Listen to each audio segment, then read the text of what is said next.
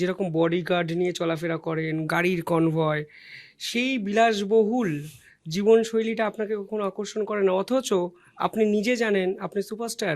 মানে এই স্টুডিওতে যদি অন্য কোনো সাংসদ আসতেন, এবং আপনি জানেন স্যার বহু সাংসদদের সঙ্গেই মেলামেশার আমার একটা সৌভাগ্য হয়েছে, তাদের যে জীবনশৈলী দেখি আপনাকে আমি মেলাতে পারি না।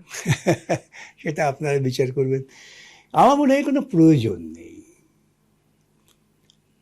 কি প্রয়োজন, কি অসুবিধে? আমি ধরুন একটা রাজ্যের অ্যাডভোকেট জেনারেল ছিলাম। ঠিক। যখন সেই রাজ্যের অ্যাডভোকেট জেনারেল ছিলাম, সেই সময়টা সেই রাজ্যে একটা চূড়ান্ত সংকটময় পরিস্থিতি, আইন শৃঙ্খলার দিক থেকে প্রবল আক্রমণ হচ্ছে, খুন হচ্ছে, ইত্যাদি ইত্যাদি। তা আমি তো কোনো বডিগার্ড নিইনি। আমার মনে আছে একটা মামলা, আমি সব জায়গায় বলি, আমার আগে যিনি অ্যাডভোকেট জেনারেল ছিলেন কংগ্রেস দলের, তিনি একটা মামলা করলেন।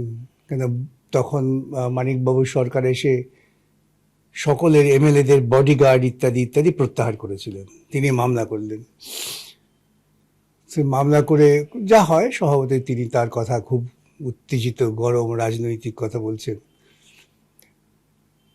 তো আমার মনে আছে আমি আস্তে আস্তে বলেছি, কিসের সিকিউরিটি, কার সিকিউরিটি? তো উনি খুব ক্ষুব্ধ হয়ে বললেন, হ্যাঁ অ্যাডভোকেট জেনারেল যিনি সিকিউরিটি নেন। আমি বিচারপতিকে বললাম, এক্ষুনি আদেশ দাও যে অ্যাডভোকেট জেনারেলকে যা সিকিউরিটি দেওয়া হয় তার রাজ্যের প্রত্যেকটা নাগরিককে দিতে হবে। উনি ঘাবড়ে গেলেন। উনি বললেন ওই লোকাল ভাষায়, কি কন? এটাই কই।